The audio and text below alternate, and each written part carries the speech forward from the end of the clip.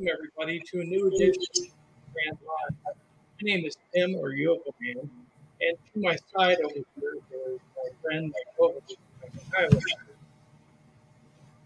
Hey folks, my name is Tommy Highway. I want to thank everybody for coming out. As always, folks, we have a very special guest for you this evening. He's former U.S. military, and everybody knows how much we love the military on this channel. His name is Lieutenant Colonel Kevin Randle. He's U.S. Army retired. He's a PhD. He's written several awesome books, and he's a researcher and a ufologist. Kevin, thank you very much for being with us this evening, sir. Hey, I'm glad to be here, floating in space. Yeah, thank you. The first question, Tommy has it. Tommy? Well, actually, sir, we just wanted to know, you've written so many books on ufology, on this subject. You know, you've been a big part of this phenomenon, really. A lot of people out there know who you are, sir. I know we are two guys that are very just tickled to have you here. Can you tell us a little bit about how you actually got into ufology? I always blame my mother. She had an interest in science fiction. Science fiction deals with alien civilizations, interstellar flight, alien visitation, and that sort of thing. And it's not a big step from that into ufology, which is about alien civilizations, interstellar flight, and alien visitation. When I was a youngster, and I always hesitate to say this because it dates me, she took me to the movie Earth versus the Flying Saucers, which kind of sparked my interest in the whole phenomenon from that point on. While I was in high school, one of my friend's mother had seen a UFO. And at the time, the myth was that people seeing UFOs, it was just a blob of light in the distance or an indistinct object seen in the distance and nothing very, very clear, nothing very close.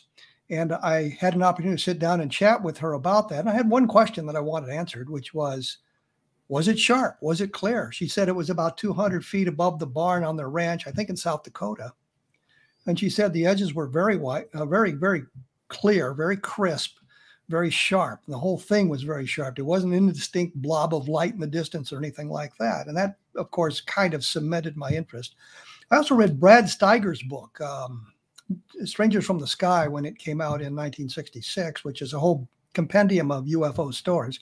I finally got to meet Brad Steiger, which is kind of funny. I knew the secret for finding him. When I was in college, one of my friends there had come from Decorah, Iowa. And Brad Steiger was teaching college in Decorah, Iowa. But his real name at the time, and he legally changed his name, but his name at the time was Eugene Olson. And his name was in the phone book under Eugene Olson. I was doing a story about people who disappeared, vanished, like the Oliver Lurch nonsense. And I came across a story that he had published about a fellow in Wales who had disappeared. And it sounded similar to the Oliver Lurch story. So I called him on the phone. And we developed a friendship from that point on. I talked to him 20 or 30 years later, and I mentioned that to him. He said, yeah, I remember very well our conversation. But the first thing he told to me was, don't publish that story. I found out it was a hoax. And his attitude had always been, I'll believe what you tell me until I have good reason not to. In other words, until I found out something was wrong with what you had to say. I liked the philosophy, but I always felt that if we're going to be a serious researcher, serious investigator, we couldn't accept out of hand everything people said. We had to vet the witnesses. We had to make sure the information was accurate. And even doing that carefully, Don Schmidt and I both got tripped up by witnesses in the Roswell case. But I had developed this interest. I sent letters to both APRO and NICAP. And APRO responded with a letter. I asked a number of questions, and APRO responded with a letter answering my questions, and of course a membership package. NICAP just sent a membership package, so I joined APRO and developed a relationship with Jim and Coral Lorenzen as well. And it's kind of funny. A friend of mine and I were doing UFO research while we were in college and later on. And so we decided that we both didn't have to belong to NICAP and we both didn't have to belong to APRO. So he joined NICAP, I stayed in APRO. And we worked together that way, sharing the information from the two organizations.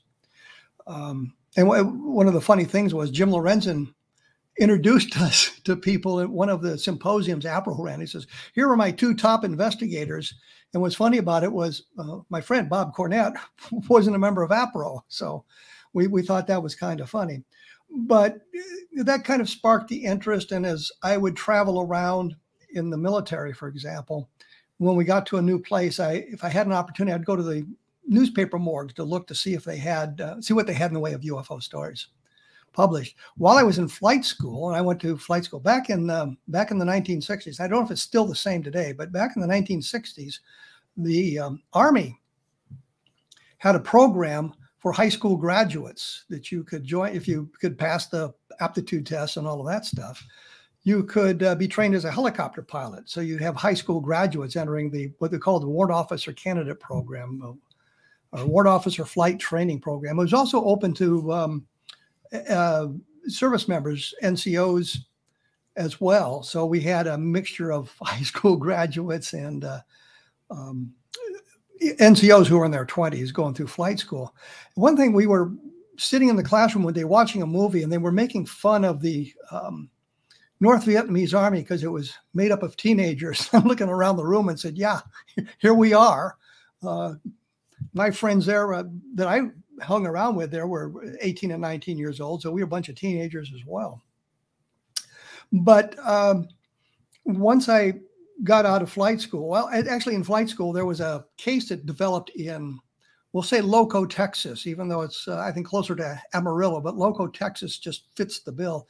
A guy named Carol Wayne Watts claimed that he had contact, sort of an abduction contact thing back in 1967, 1968. And I was in flight school at the time, and we could get a 3-day pass. You know, family members are coming to visit, so you get a 3-day pass, and you could leave late on Friday at 5 o'clock on Friday afternoon. You didn't have to be back until late on Sunday night. And so I applied for a 3-day pass. What I did with my 3-day pass, I went to visit Carol Wayne Watts, because it wasn't that far from where we were being trained in Mineral Wells, Texas. And I always have suspected that the reason he sat down and talked to me, even though I was 18 years old at the time, I showed up in a car that had a military sticker on it, because, of course, my car was registered on post. We sat down and chatted for a while. He told me his whole story. I did something not that long ago, a book talking about that particular experience and with the transcripts of what he had told me, which weren't very clever and certainly didn't look into the future. One of the things he was talking about, which struck out as I read the thing later, or listened to the tape later, was he talked about the alien creatures having all these paper maps they were going through. And I'm thinking, in our time frame of course, you ever heard of Google Earth? Why would we have a paper map? You know, even if you're a alien race and you've come down to Earth and you've got maps, you would have them stored electronically. You wouldn't be carrying a lot of paper around. But I mean, the point simply was I had an opportunity in flight school to visit with people like that. I made it into Fort Worth and looked at the morgue of the Fort Worth Star-Telegram, for example, Amarillo and things like that. I always did that throughout my military career. When I was in a place, I would look at that stuff. Once done with flight school, I ended up in Vietnam as a helicopter pilot, aircraft commander with the 116th Assault Helicopter Company out of Cu Chi. And then later on, I was transferred to the 187th Assault Helicopter Company in Tay Ninh. If you're interested in verifying this information, because there's an awful lot of people out there claiming Vietnam service when they didn't in fact have it, you go to 187th AHC and it'll bring you get to their website, and they've got really an incredible website. And there's a roster.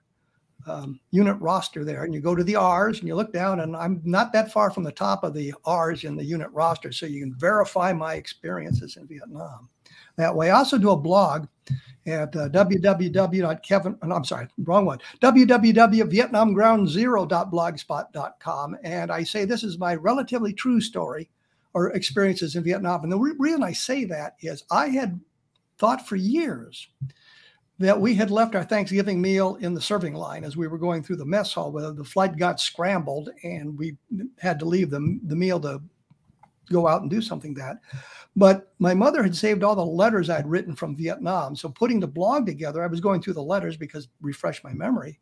And it turned out that we weren't at Cu Chi in on Thanksgiving. We were actually deployed to Tain for some kind of mission. So I couldn't have left my meal on the serving line or on the table. But we did have that happen to us periodically. So the story is relatively true. It just didn't happen on Thanksgiving. That's why I say relatively true. I try to verify the information, not only with the letters I wrote home, but friends of mine that I can contact and talk to them about it. And there's information on the Crusaders, 187th Assault Helicopter Company was the Crusaders. Their website has information on it as well. So I look at the Vietnam information that way. Once I was done with that, I went to college. My plan was, because I was a warrant officer as opposed to a commissioned officer, I could take ROTC, and I took the last 2 years of ROTC with the idea of getting a commission in the Air Force and flying jets, but we got caught in what was called a reduction in force, and it just didn't work out the way I planned it. But I continued my interest in UFOs. I paid my way through college, I say laughingly, with the Saga Scholarship. Saga was a men's magazine in the 1960s, 70s, and into the 80s, I think. They weren't like Playboy or Penthouse. It was a magazine devoted to articles and stories that were of interest to men. There might have been a scantily clad girl in there once in a while, but mostly it was stories that would just appeal to the men, like, I guess, Good Housekeeping or Ladies' Home Journal, for example, on the other side of the coin. But they paid just about enough that it would pay my tuition for a semester. So I could write a story a semester and get my tuition paid that way. And then I was, of course, in the Iowa National Guard at the time and getting paid for that and doing other things as well to make some money. So I got through college without incurring any student loans, which I thought was marvelous. And once I was done with that, I went into the Air Force shortly. Then I was in the Air Force Reserve for a while and got out of the Air Force Reserve. And after 9/11, I joined the Iowa National Guard again. They're telling me, don't worry, this unit never deploys. You're safe here. This unit is never deployed. I was in the unit 3 months before we deployed. So that didn't happen. And I spent a year in Iraq as an intelligence officer and came home and continued my work on studying UFOs. Back in 1988, I was at a science fiction convention, and we were going to have a big debate between science fiction writers and a couple of guys coming up from the Center for UFO Studies. Well, I was going to be on the side with the science fiction writers, and we were going to question these guys about their UFO interest. And it turned out when they arrived, there was only one of them. So I didn't think it was fair. There would be 3-1. So I joined the other side because it's a debate, and you should be able to debate either side. That was with Don Schmidt. And afterwards, they contacted me and said they were going to be doing an investigation of the Roswell case, and would I be interested, simply because they knew I had a military background and a lot of the witnesses were former military, and I may be able to relate to them better, or I might understand some of the things they said that a civilian wouldn't pick up on. So with Don Schmidt in February of 1989, we went down to Roswell, New Mexico, the first trip, had a meeting with Frank Joyce, who was a reporter for radio station in Roswell in 1947. And once we got to Albuquerque, he begged off because he wasn't feeling well and didn't want to, just didn't feel up to meeting us. And we said, okay, we can understand.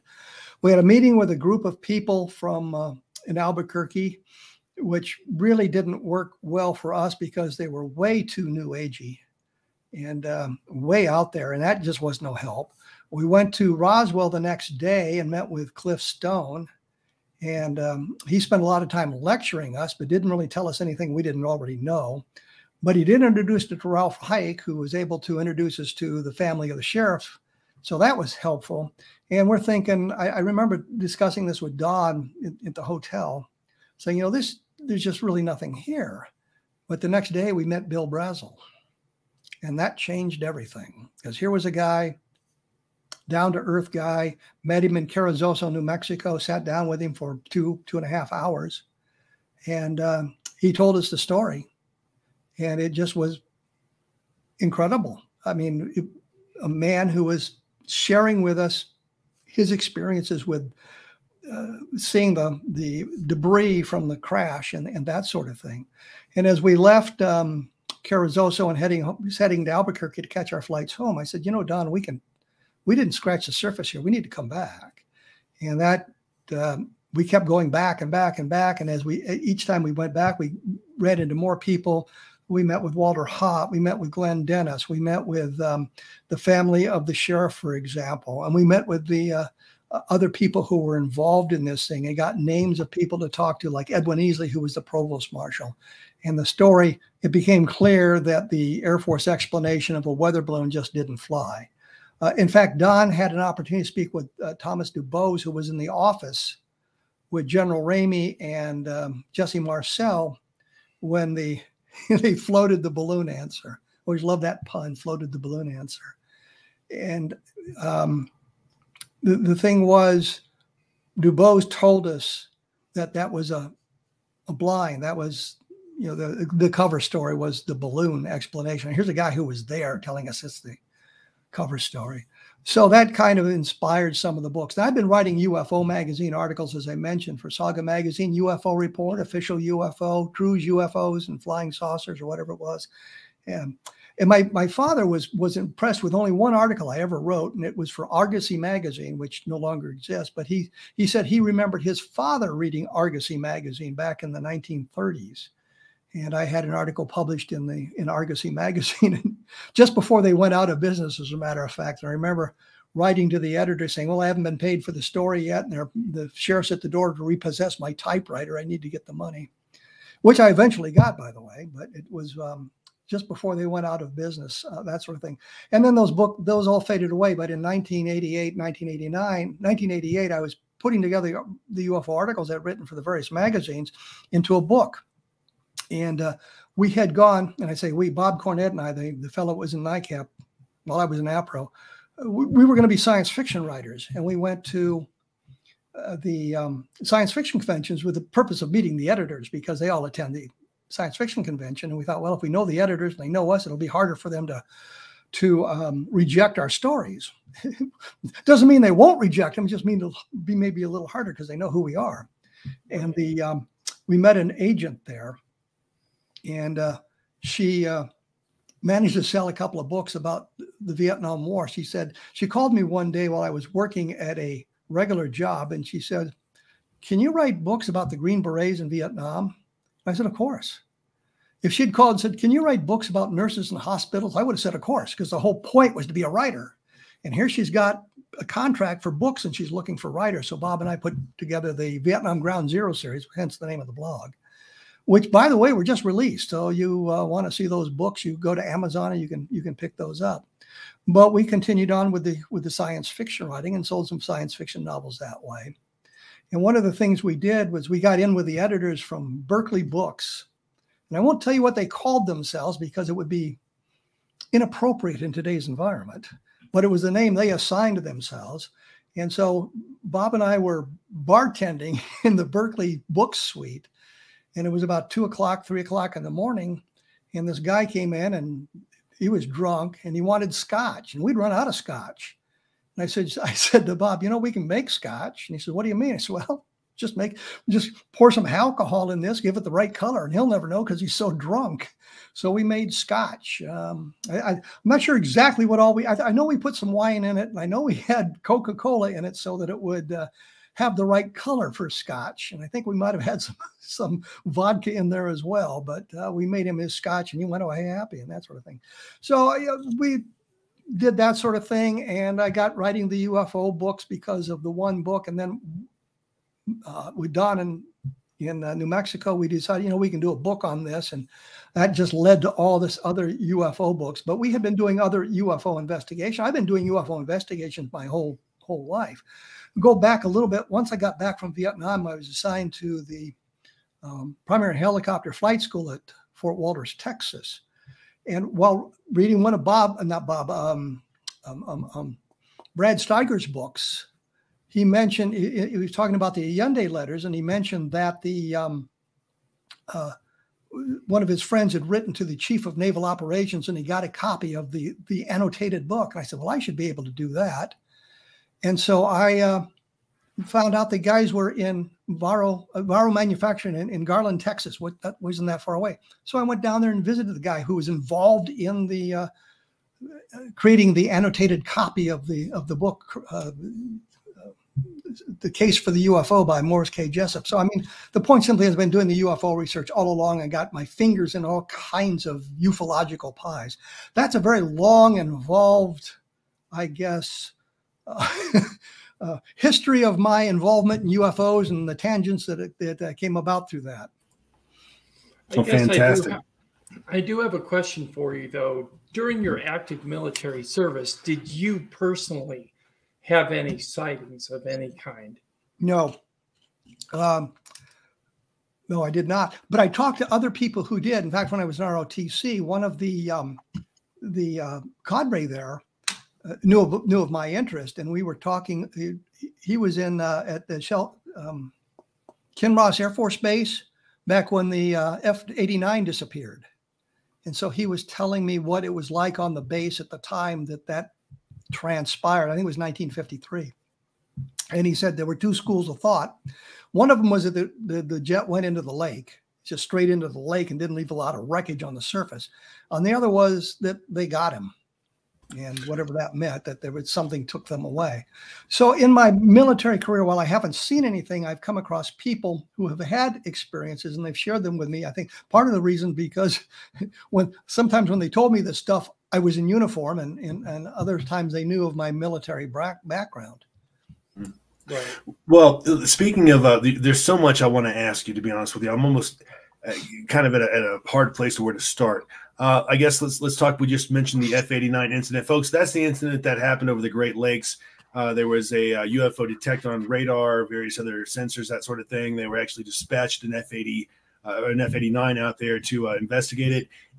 The two blips merged on radar, and then the F-89 was never heard from again. This is one of those ones where they launched a major rescue effort. Both the Canadian military as well as the United States military never found so much as a shred of anything regarding that.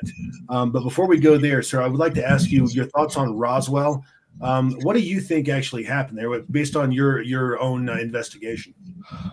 Well, I did a book a number of years ago called Roswell in the 21st Century. And it was kind of a follow-up of the books that Don and I had written earlier, and a number of other books that I had written about that dealt partially with the Roswell case. And looking at it as a cold case, realized the case was not nearly as robust as it had been at one time. But what I mean by that is, well, we talked to Glenn Dennis, and we believed the story because the people in Roswell said, well, you can believe what Glenn Dennis tells you, and he's a good guy. And we have since learned that the Glenn Dennis story probably was invented. It has no basis in reality, but we believed it at the time.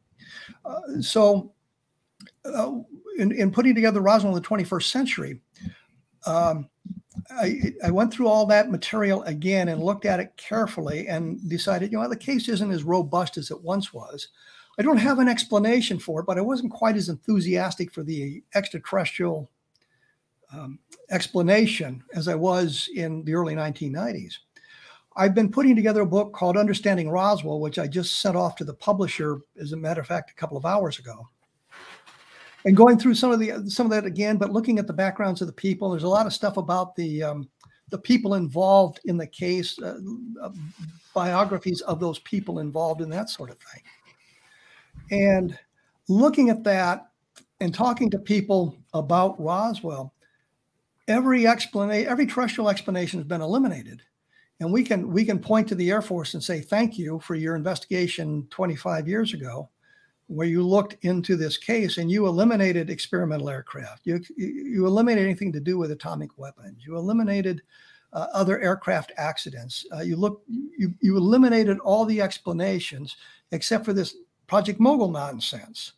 Well, anybody who's read their big, thick report and talking to Richard Weaver, who was the officer in charge, I said, I've got to thank you for putting all that extra material in there, including Dr. Albert Crary's diary, Dr. Crary being the man running the Mogul project in New Mexico at the time.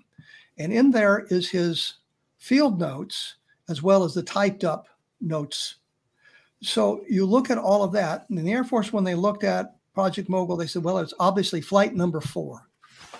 But the problem is, according to the notes, flight number 4 never flew. They canceled it because of clouds. They were under the CAA at the time, FAA now, regulations. It said you cannot fly these things at night. You can't fly them in cloudy weather because these long arrays were a hazard to aerial navigation. So on June 4th, when this thing was supposed to be launched at 6 a.m., they canceled it because it was cloudy. Well, if they didn't fly it, how could it leave the debris? So all the explanations, the Air Force eliminated all the explanations and provided the answer for it, flight number 4. There is no terrestrial explanation that I'm aware of. Doesn't mean there isn't somewhere hidden in the archive somewhere that would explain it. But I'm thinking if the Air Force is serious about getting rid of the Roswell questions and all the trouble it was causing them, especially in the early 1990s, when Don and I were doing our work, Stan Friedman was doing his work. People were talking about Roswell, and there's a lot of documentaries. If they could have found anything that would have explained it other than the extraterrestrial, I'm sure they would have trotted it out, but they didn't. So we're left with this Project Mogul, and they said, well, it was so highly classified that these guys didn't know what it was. And you look at it and you find out Project Mogul is an array of balloons and radar detectors that are off the shelf. Nothing classified about that. And you look at the information coming out of New Mexico in 1947, there's newspaper articles where they're actually displaying these things on the ground and then the launches. The only thing they didn't say was Project Mogul, but this is it. So it wasn't highly classified in New Mexico. The flights were well known to everybody. In fact, they were required to issue a NOTAM, which is a notice to airmen saying, we're going to be launching this array of balloons in this area, so be aware of this sort of thing. The secrecy, the classification came about for the ultimate purpose, which was to spy on the Soviets. What they planned to do was create a constant level balloon, a balloon that would get up into the jet stream and it would float over the Soviet Union with microphones. And if they detonated an atomic weapon, they would hear it and know what the Soviets were doing in the way of atomic testing. So Mogul was classified. And they said, well, the name was classified too. But you go through the notes, Dr. Curry's notes, and you see he uses the Mogul name a number of times. So even that wasn't classified. So it's a kind of a red herring. So we're left with no explanation. And then I look at the people whose stories didn't blow up. Edwin Easley, the provost marshal, Jesse Marcel Jr., for example, Joe Briley is another one, Patrick Saunders. Every officer on Colonel Blanchard's primary staff that we could talk to, every officer we could talk to, with one exception, told it was something unusual, something extraterrestrial. Edwin Easley, for example, he was very cagey in what he would say to me because he was trying to abide by his oath, but he wanted to be helpful. And I'd ask him questions, and he said, well, I can't tell you that I was sworn to secrecy. And I asked him one day, I said, well, are we following the right path? And he said, what do you mean? I said, well, we think it's extraterrestrial. And he said, well, let me put it this way. It's not the wrong path. In essence, telling us extraterrestrial was the right path. So where I am now, and it's become clearer as I've done a number of these shows to talk about my latest book on Levelland, but we always end up talking about Roswell, which is no real problem. I realize I'm on the side of the extraterrestrial, and I'm a little bit further from the fence than I was when I finished Roswell in the 21st century. There's still a possibility there may be something terrestrial that would explain it. I don't know what it is. I don't know where you would find it. We've looked in many, many places and been in archives, and I accessed friends that I know that could maybe stumble onto something and might have heard something that would be helpful. But we have no explanation for Roswell other than the extraterrestrial. I forgot Bill Brazel when I mentioned the people who were very credible about talking about these sorts of things. So we have to take a look at that. So I've moved away from the fence now. I'm further back. I'm on the extraterrestrial side of it. I would like to see the craft. I'd like to see the bodies, which would prove it beyond a shadow of a doubt. We don't have that, but I think the preponderance of the evidence leads us to the extraterrestrial if you are honest in your evaluation of the evidence. I know there's a lot of guys who, well, we need more. Yeah, I got that. I understand that. But if you're dispassionately looking at the evidence as it's presented, the testimony that we have from the people is solid evidence. We see the reaction of the military in 1947, which suggests something extraordinary, which has not been explained, has been recovered, and that sort of thing. the continued cover up from 1947. So I think that, again, a long-winded answer to your question, but yeah, I'm in the extraterrestrial camp for the Roswell case. Very good. Very good. Well, actually, just to ask a question from the audience, if you don't mind, sir. Someone's asking, what are your thoughts on Bob Lazar and his claims? I stay away from Bob Lazar. I don't think he's proved his case as solidly as he could. I know George Knapp is a firm believer in Bob Lazar. I know Stan Friedman thought he was a liar. There's a little bit of evidence that said Lazar was in fact employed out at Area 51 for a short period of time. I know some of the schooling he claimed was, according to Stan Friedman, that he couldn't verify it. And I have a good friend, Russ Estes, and he was doing research into a UFO investigator who claimed to have graduated from UCLA, and challenged him on that. Says, I can't find the records. And he said, well, I went there. And it turned out that the registrar, whoever my friend talked to, made a mistake, that the guy did in fact go to UCLA. So you have to be careful with that sort of thing and vet it very carefully before you make any kind of a pronouncement on that. But I'm just not in the Bob Lazar camp. I'd like to see a little bit more evidence and that sort of thing. Very well. One of the things we'd like to talk about is your new book, Levelland. Can you expand on that? Yes, I can. It's about 100. No, it's on paper and everything. Well, you can get it digitally too, I should say. It's available on Amazon, of course. I think one of the other great UFO cases is the Levelland case. Took place on November 2nd, 1957. Started early in the morning, I think 3 o'clock in the morning, when somebody near Amarillo approached a UFO, landed on the highway, and his car engine sputtered out and died.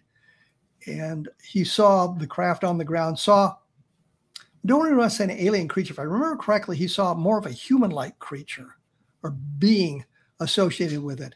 A fellow on the other side of the object also stopped and saw it. The Air Force investigated that case, and they got, you go through the Air Force file on it, and you can find the name of the military guy who was involved, but you can't find the name of the civilian who was involved, which would be nice corroborations.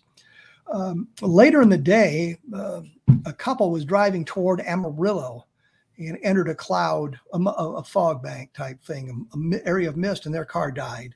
And there was an object sitting on the road. It took off, and when it left, they couldn't get their car started again. The battery was dead. They got a ride into Amarillo, reported to the police, and showing how efficient the police can be.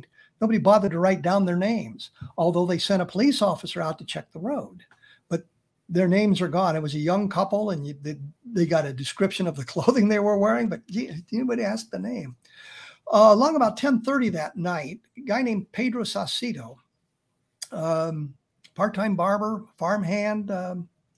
I always give him credit because was a veteran of the Korean War as well. He and his friend were driving toward Levelland when this bright blue object descended near them, the car pickup truck. And that's the cover of the book, is the Saucedo sighting. Pickup truck engine stalled, the radio went out. Saucedo was so frightened, he dived out of the truck and rolled underneath it for protection. His passenger was petrified and stayed there. Object turned a bright red, bright orange, and took off. And once it was gone, Saucedo could start his truck again. He didn't want to go to Levelland now, so they went to another small town and called the sheriff and told him what had happened. And of course, the dispatcher who took the call thought they were drunk and didn't want anything to do with them. But then they began getting more and more phone calls from all around the Levelland area. This thing was landing or skipping around the area, causing cars to stall, causing the radios to fade, fill with static, the headlights to fade out. Once the object was gone, they could start their cars, and they would call the sheriff's office and tell him. And so that was some kind of elaborate joke going on or something like that. The sheriff, after so many of these calls, later in the newspaper, he was quoted as saying he'd gotten 100 of these calls, something like that. There's only about 13 of the witnesses we can find and stories that we have, a number of them from the newspapers and that sort of thing. Well, we got a number of them, but the sheriff decided he was going to go out and look for the thing. He took his patrol car. He was with one of his deputies. Behind him was another car with the Texas State Police. And I think at the time they were called the Texas Department of Public Safety. I know when I lived in Texas in the 1960s, that's what the state police was called, was the Texas Department of Public Safety. It's not the Texas Rangers. It was something else, more of a highway patrol, I suppose. And behind them was a car with Air Force officers in it. I found one reference to that. And so they're out there. And if you read the Air Force file on it, it says, well, the sheriff saw a streak of red in the light in the distance. It lasted 2 minutes or 2 seconds. No big deal. I found a number of newspaper articles where he had talked to reporters prior to the Air Force investigation beginning. And he talked about seeing this bright red object much, much closer than the streak of light he'd seen in the distance. Later on, a fellow named Don Berliner interviewed the sheriff, whose name was Ware Clem, and I've always hated that name. I just wished he had a really good name like Jack Armstrong or something, but his name was Ware Clem. Don Berliner talked to him in the 1970s or mid-1970s, and now the sheriff is again talking about the oval-shaped object that approached close to his car. So we know what he said prior to the Air Force getting there. We know what he said long after the Air Force left, but to the Air Force, he told them what they wanted to hear. And there's some discussion that the FBI had kind of influenced that, according to his widow. A fellow named Don Burlinson, and there's a lot of Dons in the story here. We got Don Schmidt and Don Berliner and Don Burlinson. Burlinson lives in Roswell. It's about 3 hours by car from Levelland. And I've made the drive between the two cities a number of times. He talked to the widow. He talked to the widow's daughter, or not the widow, the sheriff's daughter. And they suggested the sheriff had seen much more than he'd led on to the newspapers and led on into the Air Force file. One of the things Burlinson did, he talked to the guy who was the mechanic in Levelland for the sheriff's department back in 1957. And he said the next day the sheriff brought his car in to have it looked at. I can think of no reason for the sheriff to have done that unless his car was stalled. And if his car was stalled, so was the one behind him, and so was the one with the Air Force officers in it. So now we have evidence that the Air Force witnessed the object, Air Force officers witnessed the object, had their car engine stalled. You can find no trace of these guys in any of the Air Force documents or any of the other things. I found just a couple of mentions of them in some of the documentation I looked at. But now it's a much stronger case. So we have literally dozens of witnesses. Burlinson also learned that there was a landing trace out, I think it was north of town. And he went out to talk to the rancher who had witnessed this, and he had passed away. And the widow said, yes, he'd done that. And she didn't go with him, but their daughter did. So Burlinson was able to talk to the daughter. So now we have a witness who was there in 1957 talking about a burned area, a circular burned area north of town.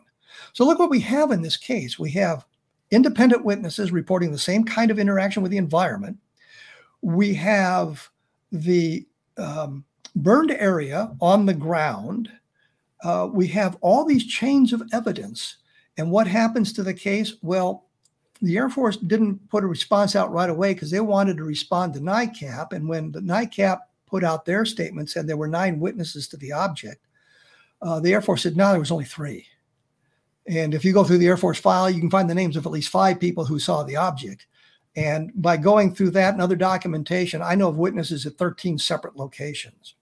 Now, the next day after these sightings, the sheriff went out with the provost marshal from Reese Air Force Base, which is in Lubbock, Texas, looking for burned areas, and they didn't find anything allegedly. And I'm dubious of that claim, given what we learned, what Don Burlinson had learned about that. This all lasted for 2.5 hours. About 3 o'clock in the morning over at White Sands, which isn't all that far away, 3 hours to Roswell, another hour to White Sands. 2 MPs on patrol saw something coming down. The Air Force said, well, they saw the moon. And we're caught up in the hysteria of the time, and you're thinking, how could that be? The sightings ended an hour earlier. We didn't have social media. Nobody was posting anything on TikTok or Instagram or on their Facebook page about it. The news media wasn't really involved in it until earlier the next morning. So they had no idea of what was going on. And the Air Force just writes it off. They saw the object in the sky and it was no big deal. Well, I talked to one of the guys named Glenn Toy, who was one of the MPs. And he told me that the object came down and it was silhouetted against the mountains behind them. So it got below the horizon is what I'm saying. And 12 hours later, a second patrol in the same area had another experience the Air Force wrote off as Venus. Air Force came in to investigate. They only talked to 3 of the people involved. There were 4 MPs involved. They only talked to 3 of them. The fourth one, I think his name was Wilbanks, was on a 3-day pass. And I'm thinking, why? You know, the Air Force is coming down there. Why would you put this guy on a 3-day pass? And even if you did, by military regulations, you could only travel so far on a 3-day pass. You had to leave a phone number so you could be called to duty if it was necessary. So you've got the Air Force coming in to investigate this sighting, and your guy is unavailable because he's on a 3-day pass. Why didn't you call him in? And I think the answer is because he was in the hospital. And it seems that there was some sort of reaction to his approach, close approach to the UFO. And a couple of days after the Levelland sightings, a guy named James Stokes was near Oro Grande, New Mexico, which is right there by White Sands and just south of Alamogordo and Holloman Air Force Base. And his car was stalled, and he drifted to the side of the road, and there were 6 or 7 cars in front of him, and they're watching an egg-shaped craft flying overhead. Buzzed the cars a couple of times, took off, and disappeared in the distance. When Stokes got back to Alamogordo, he had a slight sunburn on part of his face and one of his arms. And if you remember Close Encounters of the Third Kind with Richard Dreyfuss, well, that's kind of what we're talking about. Stokes knew Jim Lorenzen, so he called him. The Lorenzens called the local radio station, figured he'd be interested in knowing it. Stokes had called his boss at Alamogordo. Stokes was an engineer at Alamogordo. Air Force spent a lot of time trying to smear this guy by saying, well, he wasn't an engineer, he didn't have an official degree, and blah, blah, blah. And the interesting thing is his bosses at the Air Force Base are saying, yes, he's an engineer. We're employing him as an engineer. He's working as an engineer. He's got 20 years in the Navy. You know, he's a good guy, and he knows what he's doing. So you've got a fairly solid guy there. And but he had called his boss and asked permission. He says, can I talk about this? And his boss said, we don't care. It didn't happen on Air Force time. Go ahead. So the next day, and I think it would be November 7th, the event took place on November 6th. The event, November 7th, the news media picked up on it, and they're very interested in it because the Lorenzens took him to the local radio station in Alamogordo, and a guy named Clark put it over the news wire. And so there was all kinds of interest in the Stokes sighting the next day.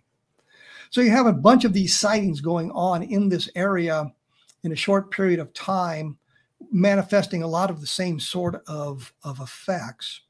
And the Air Force managed to divert the conversation from what happened to how many witnesses there were, and these witnesses can't be trusted, and there's explanations for it. The Air Force explanation finally was ball lightning. And if anybody has studied ball lightning out there, which I have because we needed to have it for the answer, you would know that ball lightning is a very short-lived phenomenon, lasts a matter of seconds. It's usually about 18 inches to 2 feet in diameter, close to the ground normally. There's a picture in the Levelland book of ball lightning type phenomenon, but it doesn't persist in the area for 2.5 hours. And it doesn't be seen all over the place. It's a very rare phenomenon. In fact, there's still an argument whether ball lightning exists. So the Air Force explanation just doesn't work. But I say this is equivalent, not quite the equivalent of Roswell, because Roswell would prove it beyond a shadow of doubt.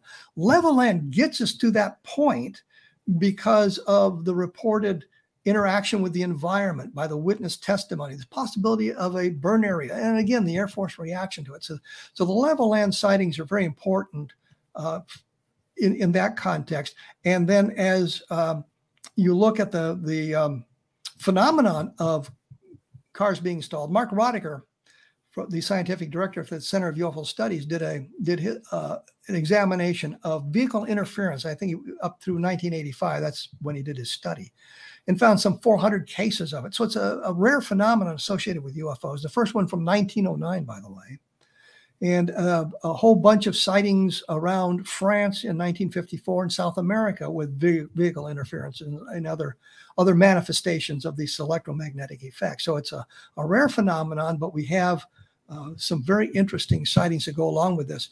The last sighting, I think, in the book is from 2020, 2019, somewhere in there. And it was interaction with animals. Animals sometimes are spooked by the close approach of the UFO, and it has something to do with the electromagnetic effects. So the book covers all of that sort of thing from, it gives a good history of the electromagnetic effects and a very specific history of the Levelland sightings. Mm-hmm. Well, I tell you, I can certainly speak to the electromagnetic effects of these craft. I mean, I've had two experiences, one of which absolutely shut my vehicle down, no doubt about it. And as soon as they left, my vehicle came back on. I don't mean the engine turned over, but the lights came back on, the stereo, electrical power was restored. It was just a matter. But you had to start your engine, right? You had to start the engine. Mm-hmm. Yeah, and that's the thing. There's one of the misnomers. I'm sorry to interrupt, but that's one of the misnomers of this. People think that once the UFO is gone, the engines restart spontaneously. And if you look through the history of that, you find out most of the times the driver took some action to start the car. One guy in Levelland claims it started spontaneously, and the Condon Committee refused to kind of look at these stories because they could think of no mechanism that could suppress the electrical flow that didn't require the driver to take an action to start the car once the UFO or the EM effect was removed. Letting the electrons flow and getting the headlights back on and the radio was a different matter than having to start the engine. I didn't mean to interrupt you. So I think that's an important point that mm-hmm. it's not a spontaneous thing for most of the stories. Yeah, it actually, I mean, in my case, the first instance was basically the car came back on, the electrical power was restored back to the vehicle, the lights were on, the stereo came back on. But the interesting thing I found out later, shortly thereafter, was that the electronic presets on the stereo had been reset back to whatever factory default was. In other words, all my stations, local stations that I had programmed in were no longer programmed in. The clock was also blinking 12:01. In the second instance, I was actually on a boat with a group of people, and it absolutely sapped the power out of brand new batteries. Not only did it do that, but I was not able to charge the batteries later. So I'd actually replaced these brand new batteries after this experience. So whatever they're doing, their field propulsion system or whatever they've got going on there, it absolutely affects our systems in numerous different ways. And I also thought that it's very interesting that we've got a lot of reports of, especially as a military man yourself, got a lot of reports of these things actually harassing military bases that have nuclear weapons on board or nuclear bombers, that sort of thing. What are your thoughts about UFOs and nukes and their interest in such? Well, I've talked to Robert Hastings, who wrote the book, UFOs and Nukes. And I've talked to some of the people who were the missile men who were in the missileers, I should say, who were in the silos and had some of these experiences. And we of course had the Belt, Montana, Maelstrom Air Force Base sightings from 1967, I believe it was, where it shut down a whole flight of ICBMs, which supposedly is impossible to do. You can't shut them down from outside the area. It's supposedly impossible to do. And that becomes a matter of national security. So when the Condon Committee investigated UFOs, and they said, well, there's no national security implications, one of their guys went to Belt, Montana and talked to the UFO officer there and was getting the sightings that the civilians had called in from around the area and talking to him about that.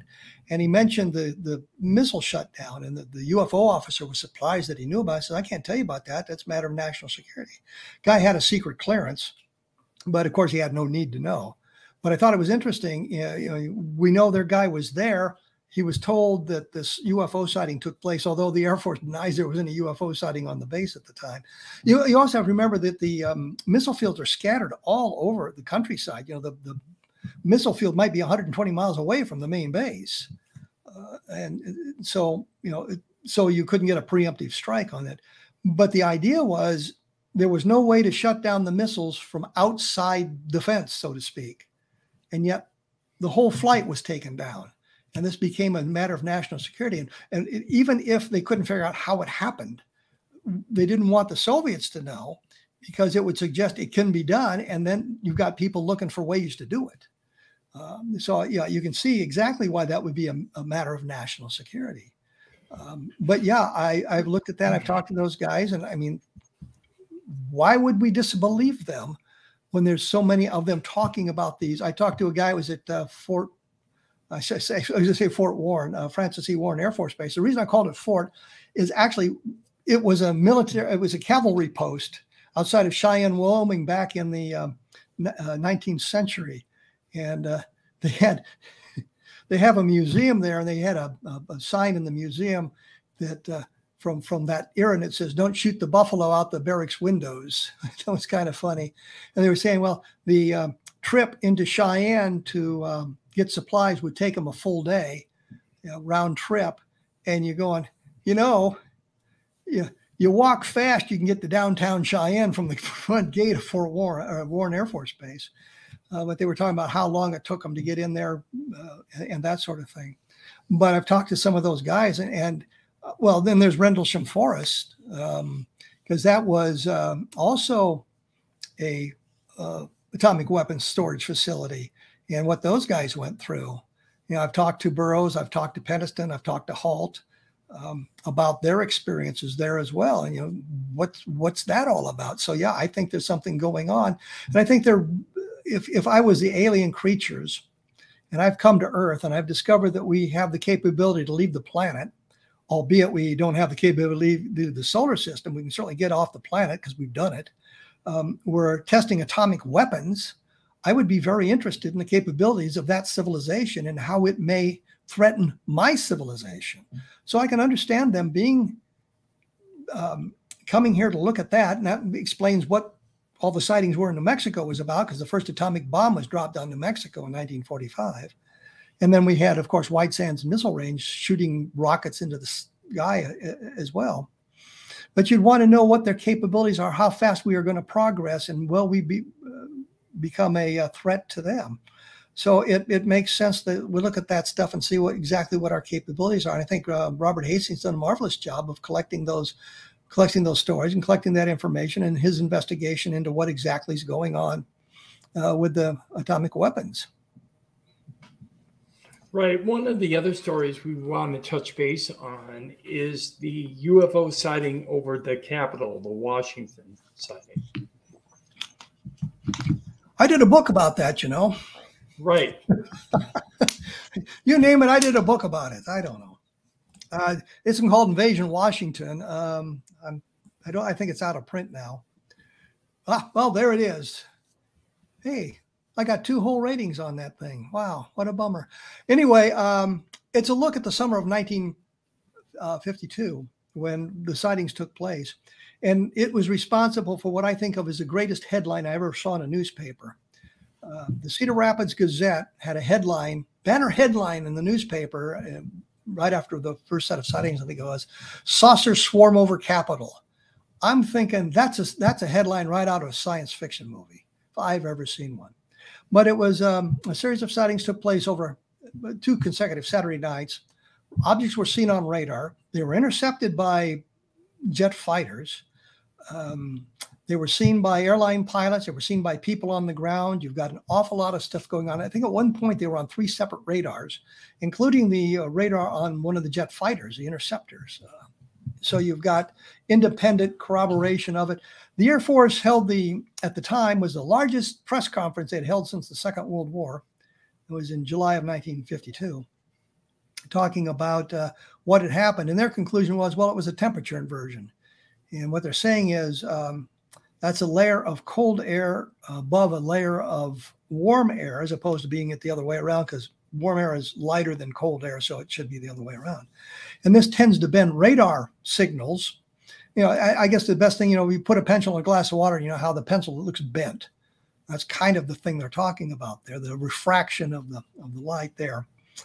And that explains the sightings. Well, how do you explain, or the radar sightings? Well, how do you explain the visual sightings there? Well, there's always anomalous phenomenon seen on the radar scopes. And that just the anomalous phenomenon on the radar scopes, and the people again were caught up in the hysteria of seeing the objects. I talked to 2 of the guys who were in the radar room on the second night. Dewey Fournay, who was the liaison officer for UFOs between the Pentagon and Project Blue Book at Wright Field. Wright-Patterson Air Force Base, and Al Chop, who was the Pentagon's UFO point man. He was the public relations officer for that. And one of them was telling me that at one point the intercept got pretty hairy. And I said, what's that? So I really can't talk about it. So I was talking to the other one, and I think it was, I don't remember which one was which, but I was talking to the other one. I said, I was talking to so-and-so over here, and he was telling me about this hairy sighting that took place on this night. He said, oh, yeah, that was just incredible. And he told me all about it. Thought I already knew. old intelligence officer trick. Pretend like you know more than you do and see what they'll tell you. But they, at one point, one of the fighter planes was surrounded by lights, objects. They told me that when the fighters showed up, and they had to scramble the fighters from Bowling Air Force Base, I believe, because Andrews was shut down because they were repairing the runways. So it took a longer time for the fighters to get there once they were called up. But once the fighters showed up, all these anomalous blips disappeared from the screen. And once the fighters were gone, they all came back, which suggests some kind of an intelligence control there. But it was an interesting set of sightings, and it's just not that. In the course of Project Blue Book, I think there were 701 sightings they labeled as unidentified from the time it began and officially in 1948 till the time it closed down in 1969. They were talked about 701 unidentified sightings. They couldn't identify what it was.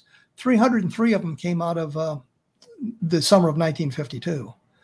So they were having a real tough time there. The other thing, and I did a quick survey at one point of cases labeled insufficient data for a scientific analysis. And there's like 4,500 of those. And now we're talking 5,000 cases that aren't identified. They're labeled, but they're not identified. And then there's the ridiculous explanations like Levelland. Well, it's ball lightning. Yeah, that's exactly what it was. You got me there.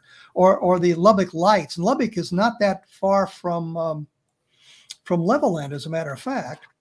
And we have the photographs of the Lubbock lights, and the explanation is, well, they were a hoax. Not according to the guy that took them, Carl Hart. And just show how things work out. I was chasing down a lead from the Roswell case at the Texas Tech University, which is in Lubbock. So I'm there overnight, and on a lark, I opened up the phone book and looked up Carl Hart Jr., the guy that took the Lubbock light photographs back in 1951. He still lived there. So I called him, and we had a nice chat about his experiences. So here he is now. He's in his 60s. And those of us who've been around the field realize that 99% of the UFO photographs seem to have been taken by teenage boys. 99% of those are faked. Hart was 19 when he took the Lubbock light photos. That's why I bring that up. But he swore at the time, no, I didn't fake these. I didn't make it up. We see as the witness matures, they confess to making the stuff up. So now I'm talking to Hart, and he's 65 years old, in his 60s. And I said, what'd you photograph? He says, I still don't know. Well, I mean, here's a perfect time to come clean. Nobody's going to care. It's not going to harm him at all to admit the hoax now. There's no crime in faking a UFO photograph. And if there was, the statute of limitations would have expired long, long ago. But he said he still didn't know what he'd photographed. And here's these photographs. He took 5, only 4 exist today. I've never been able to find the 5th. I thought it might have been published in the newspaper in Lubbock because he had developed the film there and he was in contact with the photographers there. And I thought maybe they might have gotten the 5th one and published it. Somehow the 5th one got lost, but I only could find the 4 that have been published. So we don't know what he photographed. Now, there are sightings in the Lubbock area at the time that are probably birds. But there are also sightings in the time that are not explainable. So, but the Air Force wrote them all off as birds. Ed Ruppelt, who was the chief of Project Blue Book at one point, looked into the Lubbock lights case. Well, he actually investigated back in 1951. What am I talking about? He was there. He talked to Hart a number of times, both by phone and by being there, by seeing him. And in his book, Ruppelt's book, the the report on unidentified flying objects. He says, well, he knows what the explanation was. He can't tell anybody because he promised the scientist who came up with it that he wouldn't tell because it would identify the guy. And Ruppelt's papers were eventually acquired by a UFO group in Denver, I believe it was first. I think they're now at the Center for UFO Studies. But I had a chance to chat with them, and we were talking about Ruppelt. And in his papers, it explains the explanation. It was fireflies. Thinking, yeah, it's not fireflies. I don't know what you're talking about. There's no way you're going to get fireflies to fly in a V-shaped formation. But that was the explanation that Ruppelt came up with. They talked about it being birds, but the only birds in the Lubbock area in that time frame, meaning late September of the year, the only birds that fly in any kind of formation was the glossy iris, which is a duck, and it's got a maroon colored breast, so it wouldn't have the bright feathers to reflect the lights. The photographer, one of the photographers from the Avalanche Journal, which is the newspaper in Lubbock, went up on the roof of the building and saw the lights, and tried to photograph them, couldn't do it. Couldn't get it with his professional equipment. He couldn't get it, but Hart, laying in his bed at night, saw the lights, and he managed to get the photographs. I did go to the scene where he told me where his house was at the time. It was, when I was there, it was a Pizza Hut. So but I was on there. I picked up a piece of gravel from it for my rock collection. I have a stone from the Berlin Wall, and I have a hunk of coal from the Titanic, and a rock from the location where the guy took the picture of the Lubbock lights. So my very cool. There. Well, Kevin, let me ask you this. Let's say it's clutch time. Let's say there's 5 seconds left on the clock. You're on the 5-yard line. Which one of these stories, which one of these reports and sightings in all of your investigations really is the one that made you see the light, that you went, oh my goodness, this thing is real. This phenomenon is real. Which one really did it for you? I think it's the Roswell case that really did it, and it's because the quality of the witnesses, who they were, their reluctance to talk, even though we got caught up with a number of them telling lies, like Glenn Dennis ended up not being believable. But you look at the military witnesses, you look at some of the civilian witnesses. Oh, Frankie Rowe, for example, whose father was a firefighter. And I'll go into this just a moment because I think it's important. Carl Flock, when he did his book on his anti-Roswell book, kind of tried to eliminate the Frankie Rowe tale, saying that, well, could find no record that her father went out to the crash site, which is what the story was. Her father went out to the crash site, and he quoted a firefighter who was there in 1947. Said, no, the fire department didn't make a run, so we didn't go out there. I called the firefighter, and he told me the same thing. No, we didn't make a run out there. I'd been through the books in the fire station. They had the records going back to 1947, and I read the records.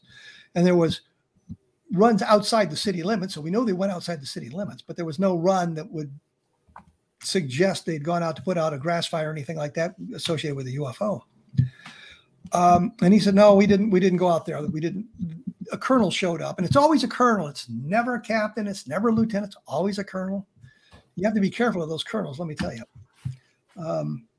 He said, you don't need to go out there. We'll take care of it. Well, I said to the firefighter, his name was Smith. I said, Dan Dwyer, Frankie Rowe's father. He said, oh yeah, Dan went out there. I said, what? He said, yeah, we didn't make a run out, but Dan took his private car out and went out there. So now we got the guy who told Carl Flock that the fire department didn't make a run, which is true. I don't think Carl asked the second question, which I did. Did you know Dan Dwyer? And that spurred the other information. I think Carl got the information he wanted, and he gave up the investigation at that point. The guy said, no, we didn't go out there, and that was it. So yeah, I got the information from the same firefighter. I just took the investigation or the questioning a little bit further. Helen Cahill, who was the other daughter of Frank, Dan Dwyer, Frankie Rowe's father, his daughter as well, confirmed what Frankie told us. She didn't live in Roswell at the time. She was grown and married, but she remembered her father talking to her about that sometime around 1960, talking about this thing. So she heard the story from her father as well. So we learned that sort of thing by going through it. But I think it's the Roswell case that kind of cements it, because there is no terrestrial explanation I'm aware of. Then you take a look at Levelland, and here's another solid case that kind of bolsters that opinion. And we can look at some other cases as well that are equally robust and equally unidentified, equally strange. You know, if you get into a case where you've got one or two witnesses telling a strange story, you can say, well, it could be some kind of a natural phenomena, it could be some kind of a psychological problem, it could be a miss of identification. And I mean, I remember standing outside my house one evening, and sure, I was looking at a dome disc. I could see the lights on it and everything. And then it turned slightly, and I heard the roar of the jet engines. It was just the angle I was viewing it gave it the impression of a dome disc. And once it turned a little bit and the sound caught up, I identified exactly what it was.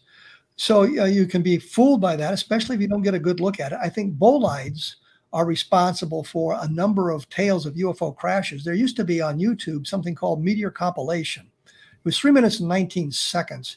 I used to link it on my blog, but you can't anymore because YouTube shut it all down for copyright. Took all those where you could embed it in the blog. You have to link it, and they can go to it that way. But it would show these meteors coming down, and they would, as they broke up, it began to look like a lighted cockpit and a string of lighted windows behind them. And if you've just gotten a quick glance at it, and these things are 40, 50 miles away, you get the impression that is some kind of a cigar-shaped craft with windows on it. And we had a great example of that in 1968. I think it was with the Zon 4 re-entry in March of that year. And a number of people called in, and they described a cigar-shaped craft with windows on it. I think a number of witnesses like that. And many, many others identified it for exactly what it was. And we know what it was. But we got those cigar-shaped craft type drawings, which I think is kind of an interesting thing that explains some of the UFO sightings, but it depends on the length of time you see it. But the real point is looking at some of these high quality cases, looking at the Washington Nationals we talked about for a minute there, the Lubbock Lights, talking to the people involved with that, talking to people in Roswell, talking to people in Levelland. These cases, even though they're all older cases, are very, very good. I did a book on the Socorro landings called Encounter in the Desert, for example. And the one thing I'd always said was, the problem with the case, it's a single witness. It's only Lonnie Zamora. But that turns out not to be true. I was talking to Ben Moss and about the case on my radio show. And Moss said there were 3 people who called into the police department talking about the thing in the air. Something in the air, either hearing the roars that flew over or seeing a light in the sky. And I said, did you check the police logs? And I asked the question like 3 or 4 times, and I never got an answer. And so I started looking through the case file from the Air Force case file. There was a guy named Richard Holder. He was a captain. His duty station was at White Sands, but his duty station on the White Sands missile range was much closer to Socorro than it was to Alamogordo. So he lived in Socorro. And there was an FBI agent there named Arthur Burns. And on the night of the landing, that Zamora saw the thing, Burns and Holder went out to interview Zamora. And Holder wrote a half-page report to send to the Pentagon. It's in the Project Blue Book files. Wrote it that night. And he mentions that 3 people had called the police to talk about it. Nobody got the names again, and nobody thought, Socorro at the time was very, very small, and you had the path. You could have found those people had you gone out and looked for it, but nobody did. So there's 3 witnesses, 3 additional witnesses. And then there's, of course, the guy that stopped at Obo Grinder's gas station and talked about the thing flying over his car, that nobody got his name. And there were some other sightings in the area at the time that were interesting as well. So the Zamora case becomes something more than just a single witness case, even though Lonnie Zamora was a very credible witness. And they were talking about, the Air Force suppressed the sighting. That's really not true. Holder suggested that Zamora not talk about the symbol he'd seen, only because Holder thought that they could use it as a way of weeding out people who maybe were trying to climb on the bandwagon and say, well, draw the symbol. And if they couldn't do it, well, they'd know that they were not credible witnesses. And it was Burns that suggested to Zamora, don't talk about the creatures because people will make fun of you. And of course, that story was already out by the time Burns made that suggestion. The Lorenzens knew about it and asked him about it the next day. And that information was out as well because everybody wants to know about the little creatures. But I mean, the point is there's another credible case that has no good explanation for it. And then we can look at Rendlesham Forest. We got a number of credible witnesses there. And I said that a lot of the cases for vehicle interference are very, very persuasive simply because you've got that interaction with the environment. Yep. And Ted Phillips, I think, talked about coming up with 4,500 landing trace cases. And the thing that impressed me about that was he said, if you tell me the pattern of the landing gear, I'll tell you what the UFO looked like. And that suggests, a bit of predictability. If it doesn't suggest a random burning of something on the ground with a random poking of the ground to leave landing traces. It suggests some kind of a structured craft leaving the same kind of marking, sort of fingerprints, footprints, landing gear prints in the ground and that sort of thing. So yeah, there's a lot of good cases. You look at the Project Blue Book files and you read some of the investigations and how they've explained the cases, and you think this is very good. They worked very hard on this, and they came up with a plausible explanation. Especially when Ruppelt was involved in some of the earlier cases as well, when they really didn't know what was going on. But the later cases, it's clear that their mission is to explain them, and it doesn't matter how they explain them as long as they can offer some kind of explanation. So, I read the Air Force files and I think, well, that's pretty much the end of it. And then I would look at, I've looked at some of the other cases and been involved in these investigations. And I think the preponderance of the evidence just takes us to the extraterrestrial. I know I was downplaying when Roswell in the 21st Century came out. I was saying, well, it's not as robust, and I was downplaying it a little bit. And I know people misunderstood what I was saying.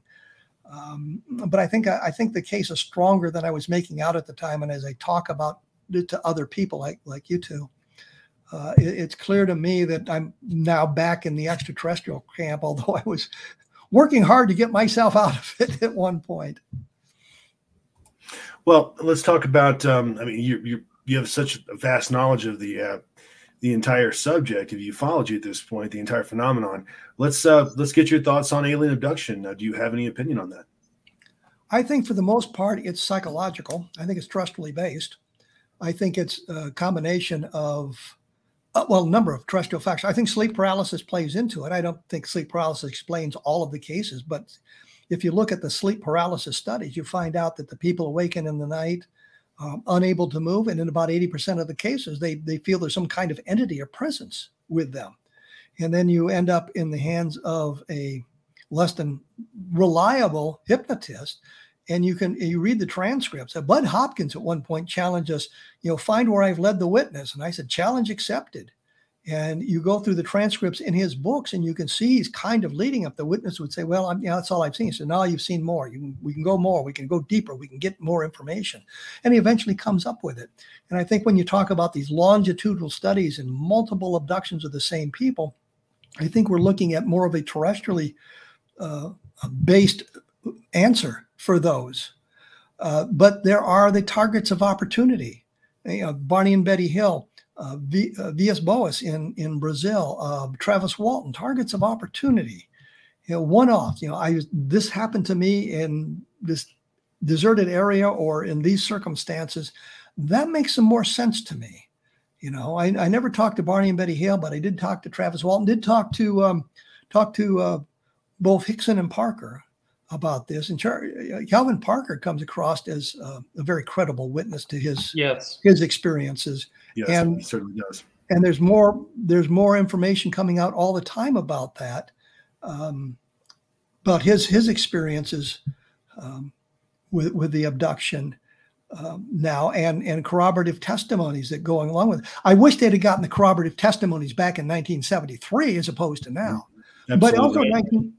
But also in 1973, I investigated a case in Utah a woman named Pat Roach.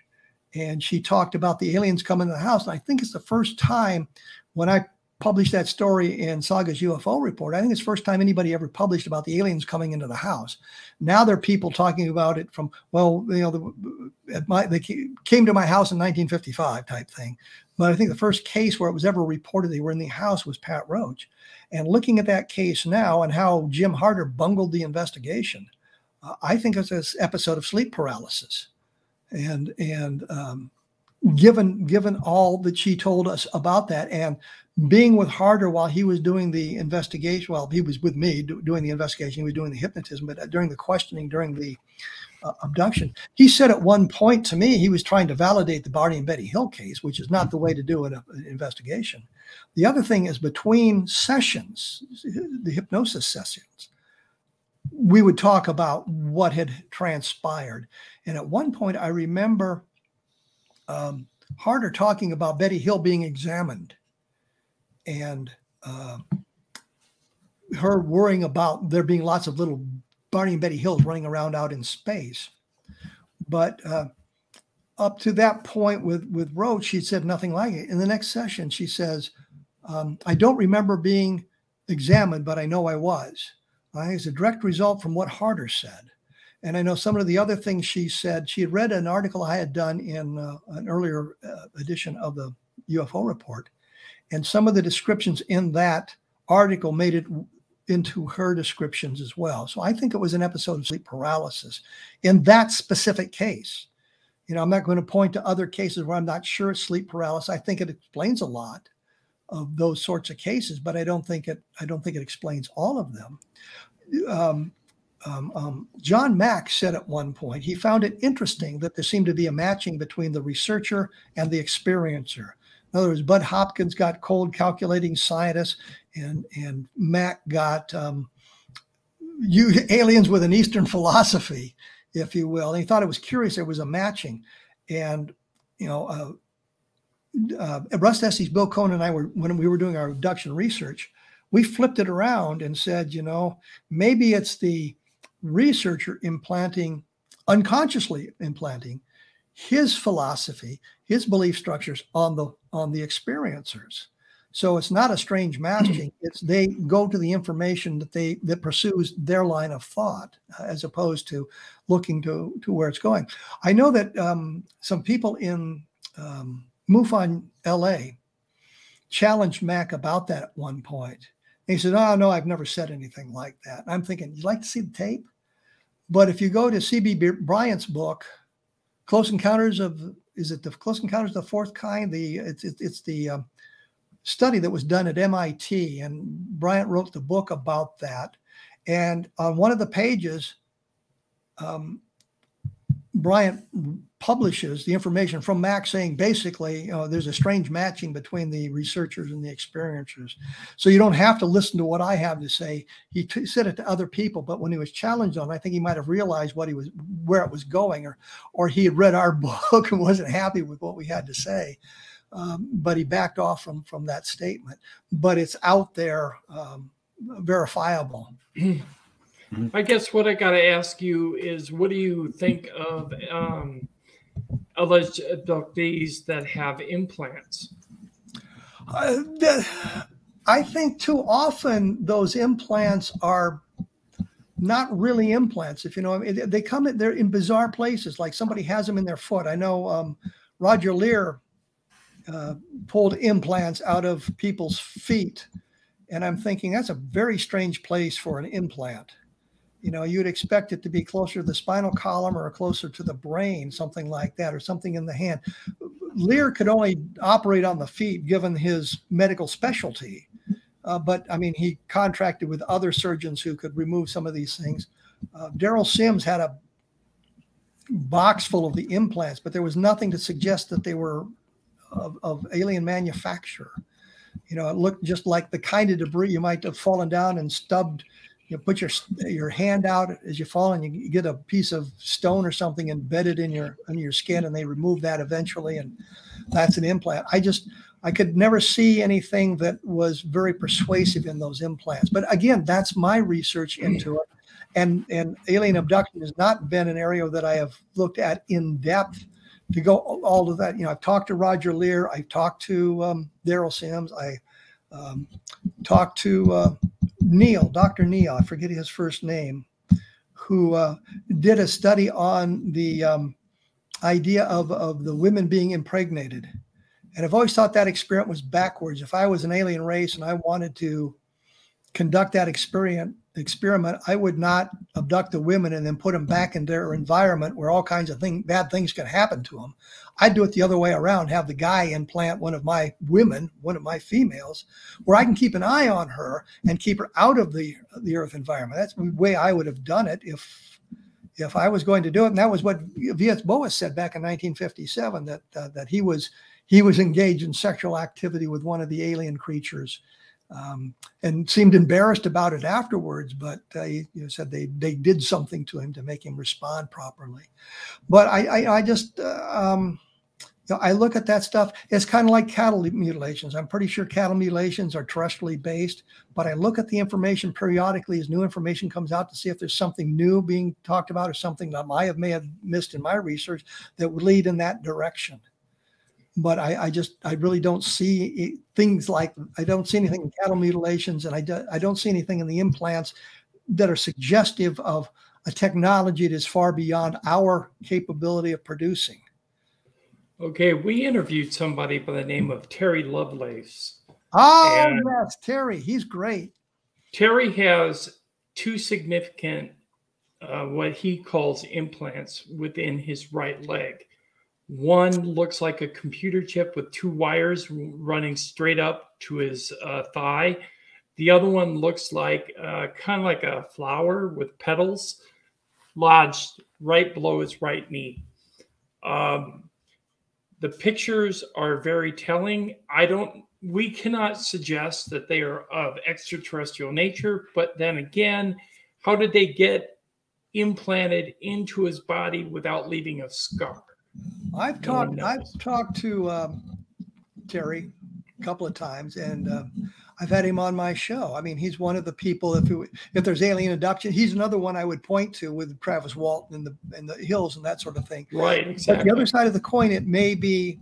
There's also a suggestion, and it kind of inspired my book UFOs in the Deep State, because he's talking about the OSI, Air Force Office of Special Investigation, being involved in investigating his experiences.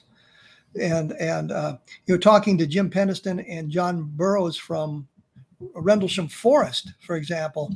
I know they were interrogated by the Office of Special Investigation. So Terry kind of inspired the book, and there's a segment about Terry Lovelace's experiences on there. I'm gonna have to get him back on my program and chat with him about that.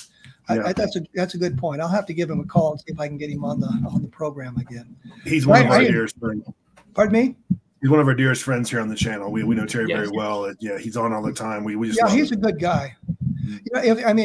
He's another one of those with I don't know about alien abduction, but boy, he is sincere in what he's talking about. I can't believe if he's not been abducted by aliens, somebody's been manipulating his brain with chemical and hypnotic regressions. Right. Let me ask you this. Okay. What do you think the likelihood is that, if you look at our technological path as humanity, okay, we went from the vacuum tube to trying to figure out a better way to build a vacuum tube to the printed circuit fiber optics in a very short period of time. What do you think the likelihood is that we actually derive some of this technology from crashed alien spacecraft? I don't think so. I think if we look at the evolution of these things, we can trace it pretty much back beyond the crash at Roswell. I know the transistors, for example, the experimentation was taking place in the 1930s before the Roswell crash. And I've always said that I think that we have not figured out the technology at this point. And the best example I can think of is, and it doesn't work as well as it used to, but if you took a VCR and a power pack and a television back to Merlin the Magician, and you showed him this black ribbon and said, if you know the secrets, you can get color, you can get pictures and sound off it. You can get moving pictures and sound off it. And for Merlin to figure it out, he's got to know two things that are invisible: electricity and magnetism. And he knows neither one until he could develop magnetism, until he could develop electricity. He's not going to be able to figure out how that works. And I think the technology may be so far beyond us that we haven't figured out how it works yet. I've looked at that. I just don't see any examples of a quantum leap in our technology. It seems that we can trace the evolution of that technology. And one of the best examples, our president said at one point that a white man didn't invent the electric light. It was a black man. Well, he's technically correct on part of it because it wasn't a white man. It was three of them. It was Alexander Volta, created in the early 19th century created a battery and ran an electrical current through it and created, in essence, an incandescent light bulb. But the technology didn't exist that they could do anything with it. And it was in 1860, I think it was, a guy named Swan, because the technology evolved so they could create a good enough vacuum, created an electric light bulb that was practical at that point. But the filament was platinum, so it was fairly expensive, and it didn't, people couldn't afford it. And it was Thomas Edison who came up with the carbon filament that made it practical, inexpensive, and the light bulb would last for about 1,200 hours. And then a fellow named Latimer, and he's the first black man to show up in this scenario, improved on that filament. So we have we see the evolution of the light bulb, but it took place over a period of 80 some years. Even though they had the basics, they didn't have the cultural elements to create everything they needed to make a practical electric light. And it wasn't until we get into the 1860s and then the 1870s that it becomes something that's practical. So I just don't really see anything suggestive of a technology that wasn't kind of predicated on the research being done prior to the Roswell case. I guess what we're referring to is the Day After Roswell book that insinuates that technology gained from crashes was actually interjected into industry, and that's why we made the leaps. Correct. But the author of the book wasn't the most credible source available. He was caught in telling a number of half-truths, untruths, manipulating the data. There's a picture in his book that says it came from the NSC, I think it was. And he says, we're not sure. He can't vouch for the credibility of the picture. But if you'd ever read the Look special on flying saucers back from 1966, you would have read the quote of that very picture where the guy, I forget his first name is Guy, I forget his last name. He said, well, we were very young at the time and we faked the photograph. So Corso was so inside that he didn't even know that, where it was published, 30 years before he came out with his book. The other thing I know is Corso, when he was shopping his book around, originally said he had been a member of MJ-12. And then he changed it to being a member of the NSC. And there's no evidence that that was true either. So I just don't hold much. Okay. I just don't hold it in very high esteem. I know the things he talked about on the convoy operation from Roswell to Wright Field, where they stopped overnight at Fort Riley, is not the way convoy operations work, and he should have known better. Right. We have a question from the chat room. Kevin, what percentage of footage on YouTube do you think is real, fake, hoaxed, misidentification, or misinformation? I don't look at much of the videos on YouTube. I look for them coming from other sources. MUFON Journal produces some interesting stuff. William Puckett on his website, UFOs, UFOSNW, puts up a lot of videos that are interesting, but they're not fully vetted at this point. The problem I have with YouTube in today's environment, a 10-year-old kid can create a wonderful looking fake UFO sighting. And if you don't have a good vetting of that, the other thing that annoys me, I know there's 2 interviews with Glenn Dennis and one with Gerald Anderson up on YouTube. And it looks like they're credible because the Air Force released the information to the National Archives, but the information came from the Fund for UFO Research, and the Air Force was supposed to return those tapes to the fund. And the reason I don't like the tapes being up there is because there is nothing to suggest that Glenn Dennis and Gerald Anderson were not the most credible of sources.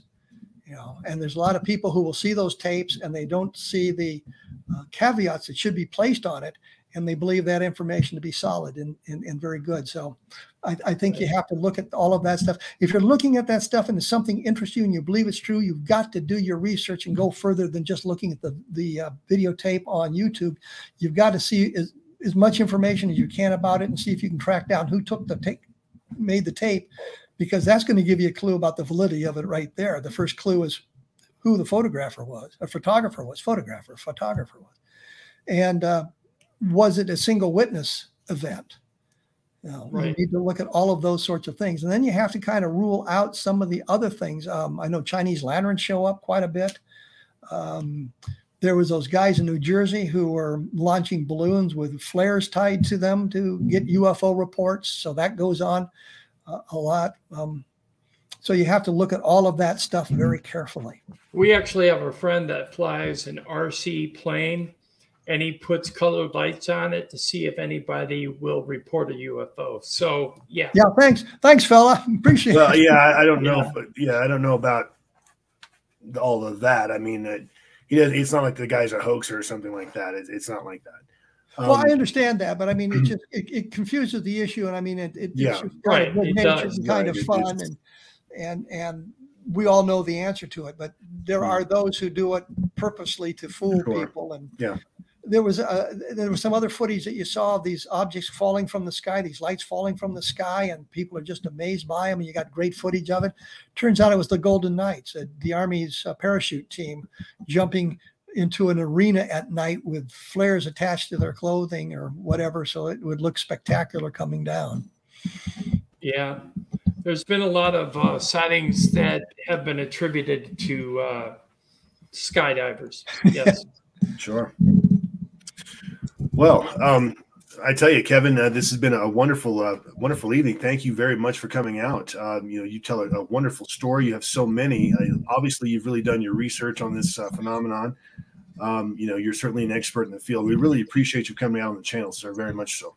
I appreciate the opportunity to share the information with a wider audience. I think it's important we get the information out there and teach people to look beyond just the basics, to chase the information down. If you're interested in a case and you think it's real, chase the information down to see if it stands up, and if it doesn't, make sure everybody else knows what the solution is. I think it's an important thing we do. So I appreciate the opportunity to share that information with your audience. Thank you. I want to say, please make sure everybody in the chat room and everybody that's participating online to go over to Amazon and check out Kevin Randle UFO books. If you type that in, you'll find a lot of books. But the one that we featured tonight that we really want you to check out is Levelland by Kevin D. Randle, Lieutenant Colonel, U.S. Army, retired. Folks, I've also put the link in there several times for his blog, his Vietnam blog. Go out and check that out. Very interesting stuff. If you're interested in Vietnam and warfare and how all that went down, wonderful place to go. There's a lot of great information out there. You could spend all day. One other thing I want to note is Tommy Highway is also an author, and he's got a couple books that you should check out. They're available at www.tommyhighway.com. Strange Tales from the Highway includes UFO encounters that Tommy has experienced himself, and time he can explain. It's let's just say it's a book for the ladies and ladies physical health. So thank you.